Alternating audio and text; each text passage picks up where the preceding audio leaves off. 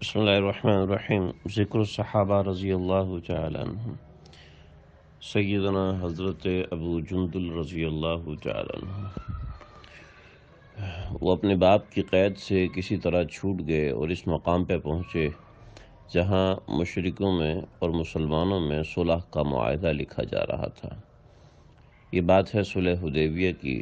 اس کی ایک سخت شرط مشرکین کی طرف سے یہ تھی کہ ان کی طرف سے کوئی شخص بھاگ کر مسلمانوں کے پاس چلا جائے گا تو اسے واپس کر کے قریش کے پاس بھیجنا ہوگا، یعنی مسلمان اسے اپنے پاس نہیں رکھیں گے۔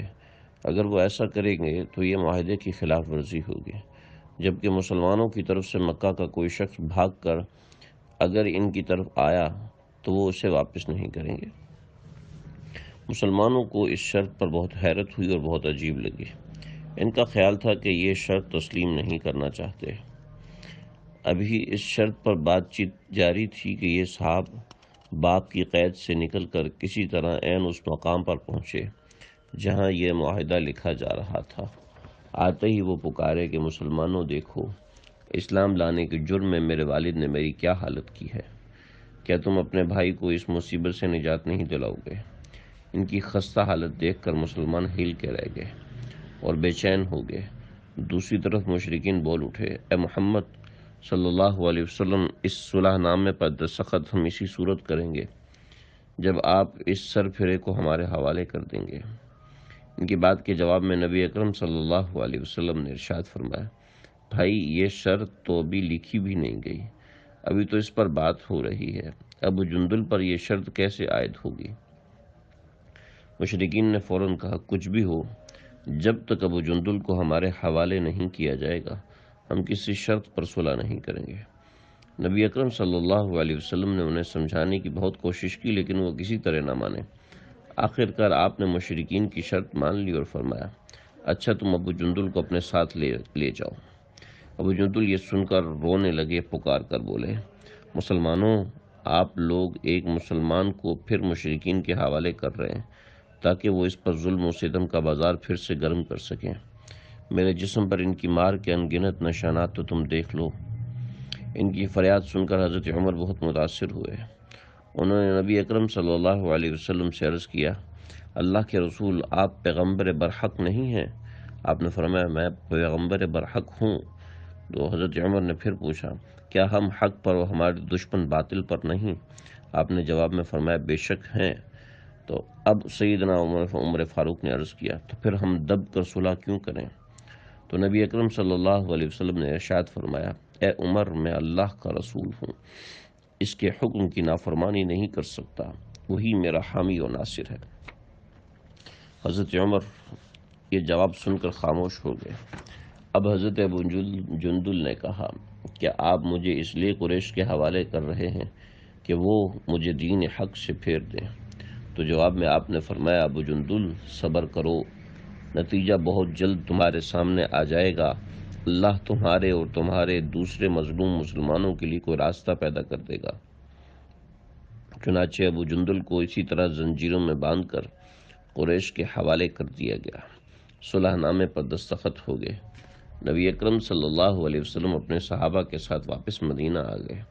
اس وقت صلح کے بارے میں سورہ فتح کی یہ آیات نازل ہوئی تھی، اے اللہ کے رسول، ہم نے تمہیں کھلی فتح عطا کرا دی کہ انا فتحنا لک فتحا مبینا۔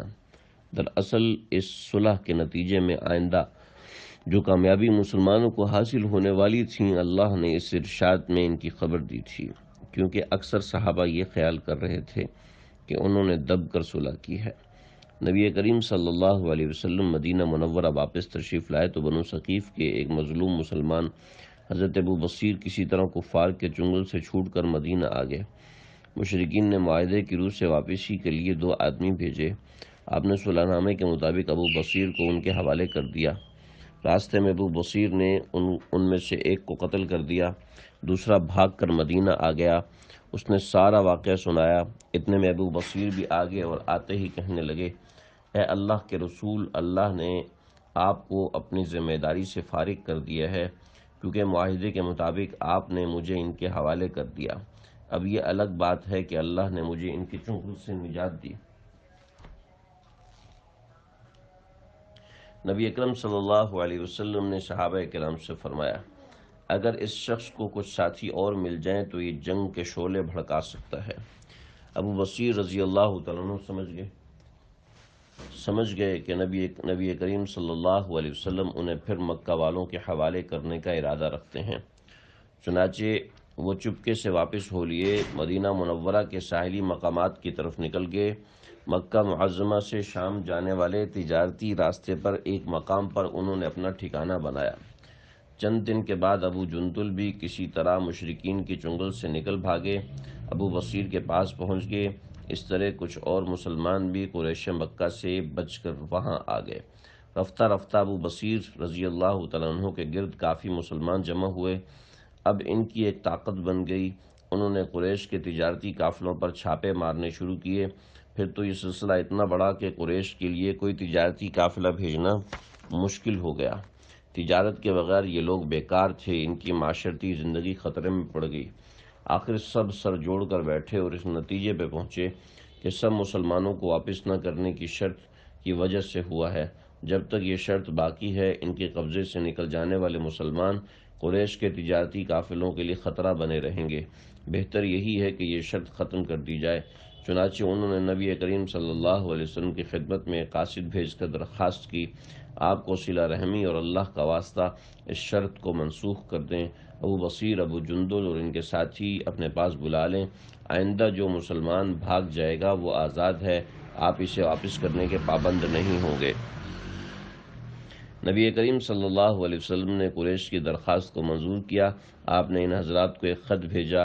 آپ نے اس خط میں لکھا کہ ابو بصیر اور ابو جندل ہمارے پاس مدینہ آ جائیں، باقی لوگ اپنے اپنے گھروں میں چلے جائیں۔ جب یہ خط پہنچا تو ابو بصیر کا آخری وقت تھا، خط پڑھتے پڑھتے انتقال کر گئے۔ ابو جندل رضی اللہ تعالیٰ عنہ نے ان کی نماز جنازہ پڑھائی اور پھر مدینے آ گئے۔ اس کے بعد انہوں نے فتح مکہ، حنین، طائف، تبوک وغیرہ تمام غزوات میں شرکت کی۔ ابو جندل کا اصل نام حضرت عاص تھا، لیکن تاریخ میں ابو جندل کے نام سے مشہور ہوئے۔ باپ کا نام سہیل تھا۔ سہیل قریش کے سرداروں میں سے تھے۔ ان کی اولاد ان میں سے بہت پہلے ایمان لے کر آئی۔ یہ خود فتح مکہ کے موقع پر مسلمان ہوئے۔ انہوں نے ابو جندل کو اسلام لانے کی یہ سزا دی کہ انہیں بیڑیوں میں جکڑ کر رکھنے لگے۔ اسی طرح انہوں نے سال ہر سال تک مصیبتیں برداشت کی۔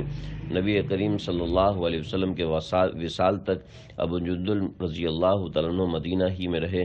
ابو بکر صدیق رضی اللہ تعالیٰ عنہ کا دور بھی یہیں گزارا۔ سیدنا عمر فاروق رضی اللہ تعالیٰ عنہ کے دور میں شام جانے والے مجاہدین میں شامل ہو گئے۔ رومیوں کے خلاف سب لڑائیوں میں حصہ لیا۔ مسلسل 6 سال تک میدان جہاد میں سرگرم رہے۔ 18 ہجری میں طاعون کی وبا پھیلی۔ ہزاروں مسلمانوں کے ساتھ یہ بھی اس وبا کی لپیٹ میں آئے اور گھر سے سینکڑوں میل دور میدان جہاد میں وفات پائی۔